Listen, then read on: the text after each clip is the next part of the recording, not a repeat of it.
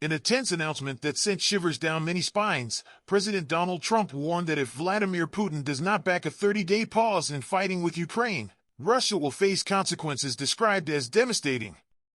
The warning came like a bolt of lightning during a discussion about ending a harsh conflict, leaving many to wonder, is the world on the brink of a far bigger storm?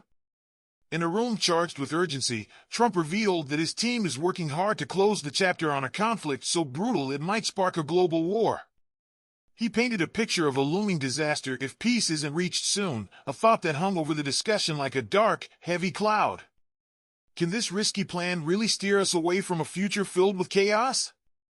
When asked how the U.S. might push Russia toward a peaceful end, Trump replied with a mix of firmness and reluctance.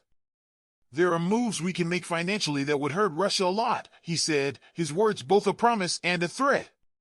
He stressed that while those harsh economic blows could be unleashed, his true wish was to find peace instead.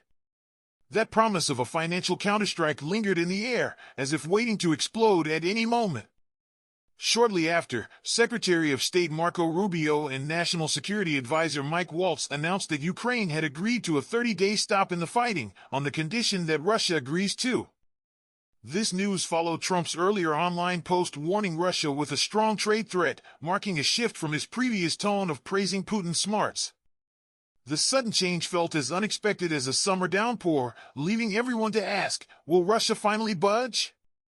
Just 2 weeks ago, the president was seen in a heated meeting with Ukrainian President Volodymyr Zelensky, a sign of how critical these talks have become. The U.S. had already hit Russia and several key figures with economic sanctions after the seizure of Crimea in 2014 and the full-scale invasion in 2022. With the weight of these actions bearing down, the chance for a ceasefire now rests solely in Russia's hands. Could this be the turning point where dialogue overcomes danger? Adding another twist to the tale, Trump pointed out that his envoy, Steve Witkoff, is en route to Moscow for fresh talks. Amid the tension, he even cracked a light joke about J.D. Vance's shamrock socks during a meeting with the Irish leader, easing the mood just a bit. "We've got people heading to Moscow," Trump said, turning to Vance for his 2 cents. Vance confirmed that discussions were happening over the phone and face-to-face over the next few days, leaving everyone on edge with a mix of hope and anticipation. When someone asked if he trusted Putin to honor a ceasefire, given past broken promises, Trump admitted, "We haven't really talked to him yet, not in depth. We just learned about this, and soon we will know more." He mentioned that while he heard some positive signals, those words don't change the gravity of the situation, which might spiral into something as big as World War III. His words echoed in the room like a warning bell, urging everyone to take notice. After talks in Saudi Arabia on Tuesday, Ukraine agreed to a U.S. proposal for a 30-day ceasefire, and the U.S. lifted its pause on military aid and sharing vital intelligence with Kyiv. Secretary Rubio made it clear that the next move was up to Russia. "We're putting our offer on the table. Ukraine is ready to stop fighting and start talking. Now, it's up to them to say yes or no," he said, leaving no room for delay. The decision now hangs in a delicate balance, as if every second could tip the scale toward peace or more conflict. Past comments from Putin have dismissed any short break as a gift to Ukraine, arguing that a true solution needs to be a lasting peace, not just a quick pause to regroup.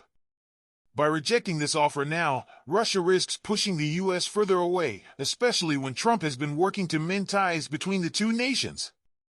Meanwhile, he's also been taking aim at longtime partners in a series of trade spats. Is Russia about to make a choice that could change everything? Earlier on March 7th, following a pause in sharing key security details after a clash with Zelensky, Trump warned online that if Russia kept hammering Ukraine on the battlefield, he'd consider heavy banking sanctions, tariffs, and other economic measures until a full peace deal was signed. His urgent call to Russia and Ukraine, "Get to the table right now, before it is too late," rang out like a final plea in a high-stakes game. Was this the final push needed to turn the tide? Even as these bold moves unfolded, Russia's missiles and drones continued to rain down on Ukrainian towns and civilian areas. In a dramatic twist, Ukraine launched its biggest drone attack on Moscow just hours before U.S. talks in Saudi Arabia got underway. Later that afternoon at the White House, Press Secretary Caroline Leavitt shared that National Security Advisor Waltz had spoken with his Russian counterpart, emphasizing that the president's team is still in the game.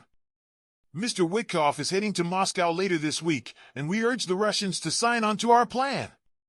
This is the closest we've come to peace. We're at the 10th-yard line, and the president expects the Russians to help us run this into the end zone, she said. With each moment loaded with possibility, the world now watches, waiting to see if this daring play will finally bring peace or spark even greater turmoil.